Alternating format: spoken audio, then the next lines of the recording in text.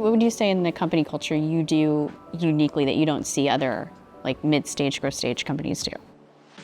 I think a lot of companies, you have the rest of the org, and then you have a couple product managers that just take all the feedback from the rest of the org and from the customers. And the people that are actually building the stuff never talk to the customers. That's how other orgs work. At Curri, we have engineers and product people and data people actually like literally going to our customers at times, physically in their cars, going to their branches and seeing the problems firsthand.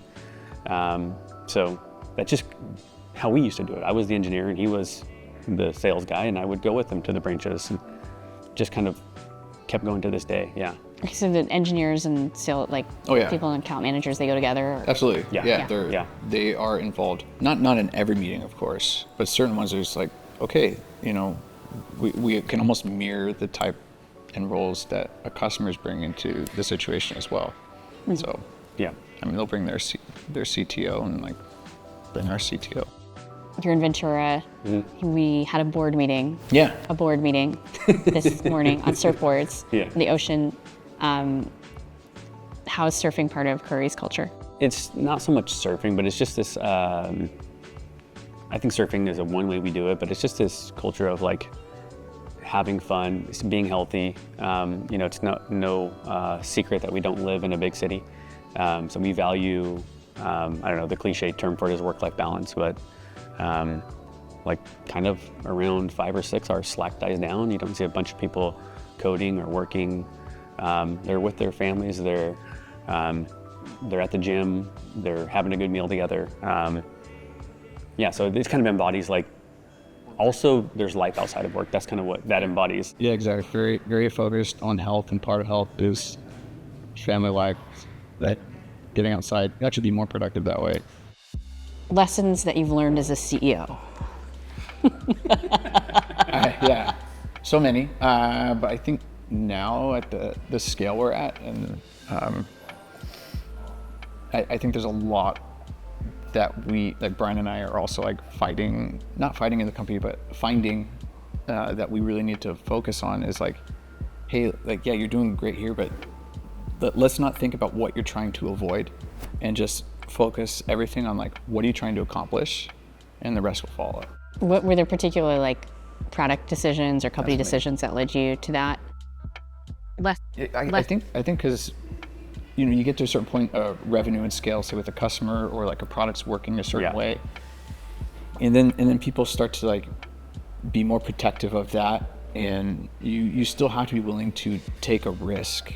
And so because there's risks involved, people get protective, or they get wary of risk. It's like a known thing, like all businesses. So so you'll be in a meeting and they'll talk about all these like valid concerns or problems.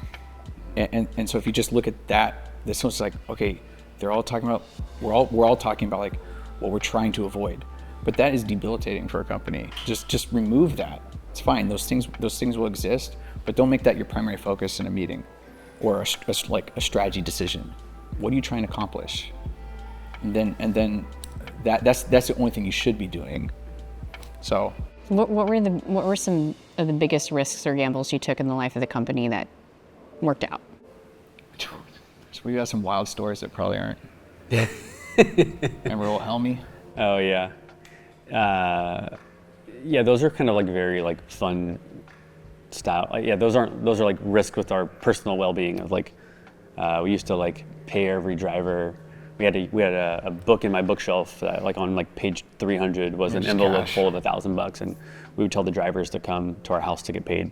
And we just pay them cash. We don't do that anymore. That was very risky, but also probably not the type of risk you're asking about. I don't know. Do you remember our first truck delivery? I mean, it lasted like all day because we didn't know what we were doing, and it was, our wives were like, "What are they doing?" Like, they're just so nervous for us and what we're doing, probably because we're stressed out. Yeah. Like looking back on that, like a single truck delivery, I mean. I think there've been other risks around like organizational structure, and then like, like I said, in the early days, you're hiring your buddies that you know are pretty good for that stage of the company. And then as you mature, you kind of realize that you have to kind of change your org structure, up level, higher. So those have always been pretty risky when we like reorg and like have to, you know, kind of say goodbye to certain folks. Those have always been very, very hard, but But it's more risky not to do those things. more risky not to do them. But yeah, So- they're hard, but have always been amazing for the company and up leveled us. How do you make a really hard decision together? I think Do you have a process? we travel a lot together. We are literally here every day. We meet weekly for an hour on Friday, on top of all the other meetings that we're in. That's typically to talk about like the complicated stuff. You know, we ask a lot of like, hey, how you feeling about this? This is how I'm thinking. Yeah, You know, or like even just acknowledgement like, hey, I can tell you're not thinking the same way. Like it's all just basic relational stuff. Like, yeah. well, why are you thinking that way? Well, it's because of this. We've also surrounded ourselves with really, really great leaders. Our executive team and our lieutenants are just like top notch, and will kind of suss out and help us process these hard decisions together. It's not us in a silo making decisions for the whole company. Yeah, heck no. There's some that we do very naturally for us to process together, and it is just us two. But many decisions are made with our larger executive team. What's unique about the Curri hiring process, and what has changed about it as the company has matured? I think maybe this is more in vogue with other startups nowadays as well, but we are very involved in recruiting. So like literally this morning I was cold emailing people I found on LinkedIn that would be good for a role that we have open. I think it's very powerful for a candidate if they can hear from me or Matt first. Not saying that we do that for every candidate, but we want to have a hand in that. We want to structure and build the team because one stellar employee is better than 3 mediocre employees, so it's time well spent. I'm looking for someone who doesn't feel like that they quite deserve something where they're just a finger pointer. They, you know, I think for myself, I just wanted to like, I know that like I don't have the background for this, and I know that like through some determined work and focus, you can still accomplish it. I'm looking more for that, like somebody's gonna be like a pit bull, like grab onto something and not let go. You know, but at the same time have the ability to like recognize like as soon as you start to hold on to something really tight, like you need to be willing to live open-handedly so you can continue to learn. So someone who has a little bit of both those qualities. Tell me about some key hires that we talked about this process, like you hire your friends first, but then over time you have to hire people who are experts in their own domain as the company scales. And so can you talk about some of the key hires that you brought in and what they taught you as it's iron sharpens iron, you know, we're always getting sharper. As long as like, you know, I feel like I'm the dumbest one in the room, I think things are going well. Yeah, I think you have to hire people that make you a little bit comfortable when you start, like I've hired them, I'm about to go on my first meeting with them. I'm kind of scared of that. My first meeting with that person, because they're really good, and do I deserve to be in the room with them? Can think of a number of hires where I'm like, I'm kind of scared for that first meeting because they're that's a really high caliber hire, if that makes sense. You know, That's a sharpening process. Yeah, Like, totally. And back to our values, the only way to be able to put yourself into that position is if you're actually, you know, humble about it. So I don't know, if you don't have that, you're not going to learn. If you don't have that, you're not going to be comfortable enough to put yourself in a position like that. Yeah, I think one thing at Curri too is like, we talk about hires. Certain positions we just love to hire and bring in brand new fresh talent, and that's super important. Look for someone with industry skills, things of that nature. But every now and then you have someone within your own org that is excelling, and you're like, I think they're ready for the next leap, and you can almost like get like a brand new infusion of expertise in your company by up-leveling someone who's not doing that job currently. That expertise always comes to light actually as you're scaling, because you know everything everybody does at Curri is like what Brian and I did to a certain extent, but we're wearing multiple hats all the time, like generalists mainly. But as you that role gets larger and larger and like more prominent, you just need that much more expertise. Because if that's all you're doing, you get to be able to go way deeper on those subjects. One thing I've learned at Initialized, the concept of a limiting reagent, and like companies are going through different stages and trying to figure out what's kind of blocking them from scaling. What were those at different points in the company's life? I think you mentioned like, you know, you had supply, but you had to figure out demand first, going to distributors and not to the contractors. And then you also mentioned routes and not just like the on-demand point-to-point hotshots. What else am I missing there? From a hiring perspective? No, from like a company growth perspective. If hotshots was Act 1, the first thing we went with, routes was Act 2. Act 3 and 4 are around offering software to our customers. You know, our customers from day one have like kind of loved the digital products we've put in front of them. They're like, hey, your guys' UI is the best and your products are the best. Can you make other stuff for us? You know, we have routing needs, we have TMS needs. So I want to say for the past 2 years, and we've started offering software that our customers can buy separately from our marketplace and integrate into their business. So those were, that was a really big inflection point when we realized, hey, we need an open API, we need a route planner, and we need a carrier management system that we can go offer to our customer in addition to our marketplace and our routes, that we're going to be able to massively expand within our customer base. That was definitely an inflection point for Curri. But all those products, we realized that outside looking in, someone might say like, well, you're not focusing on like your core product or our mission is to be the way the world delivers construction and industrial supplies.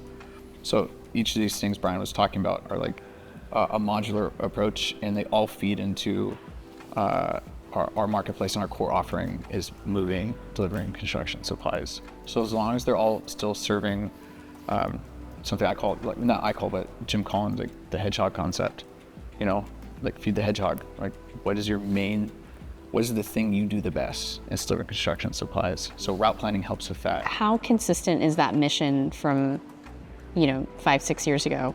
Is it exactly the same? If it's not exactly the same, what did you tweak about it? I don't know what you're gonna say, but like it is the same. Even when we've had, certain investors or others saying like, hey, you gotta get in a sense, like, but it has to serve the mission statement. Like, we're not gonna get away from delivering construction supplies. Our mission is to be the way the world delivers construction and industrial supplies. And in certain settings, we'll actually italicize the word way, because we think it's not just trucks and drivers and vehicles moving material. It's software, it's support, a human layer. It's way more than just a vehicle with, some pipe in the back. It's software, it's all that other stuff as well. Yeah. There was an initialized event that we went to about, I want to say a year and a half ago, where Parker Conrad from Rippling was on stage talking to Gary. And he was talking about this idea of compound startups, and where he said, sometimes for certain companies and certain verticals, it's actually an anti-pattern to be too singular focused, because that industry requires a more broad solution. So we realized that if we really want to get deeper into our customers and have really good retention and really expand across all their brick and mortar locations, that we need to actually offer a little bit more than just a delivery marketplace. So that's when we came up with our software offerings, because of that event. And we make sure all those things feed into the core offering. So yep, we're in an exciting time. Were there any points the company almost died? I remember laying on my back, like, we had this problem like forward operating cash, right? Because our customers pay us on net 30. Mm-hmm. So there were times when we're like, Brian's like, we're gonna have system failure. Calling Brex like, hey, we need some. Closing a round of funding always takes longer than you think it's gonna take. You're like, okay, we're looking good. We got 2 more weeks, and then the investor's like, oh yeah, we're getting close. We've had several times where we just almost didn't make payroll. On fumes. So, fast forward to 2024 when we're profitable and we control our own destiny. It's a very refreshing feeling where we haven't had that feeling in a very, very long time. Yeah. So, But now you don't want to get comfortable in that space. So Curri's always focused on like still high growth and having that optionality and maintaining our efficiency. So it's another balance. It's just another stage of the company that we're focused on. One thing that's nice about our business model too is like it's consumption based. So we don't have any like huge contracts that expire and need to be renewed. Literally customers just come every day to our platform to use us because they love us. And they come back and then they come back. So we don't ever have like a $5 million contract that we're, scared it's not going to like something's going to expire. Like that's we're sort of contrarians in that. We're just like, oh, you have this like SaaS contract. We're actually more in love with like that transactional revenue that is recurring all the time, daily use, because it's solving a major pain point. And we're getting into a world where we actually are going to have both. So that'll be nice. Yeah. 5 years looking forward, you said Curri needs to be a household name. How do you get there? I believe that we're on that path. The way you get there is to continue not to rest on your laurels and continue to push really hard. So that's what Brian and I are doing. That's what the whole company is doing. And continue to listen to the customer. If we stop listening to our customer, we're going to drown. It's not going to be good.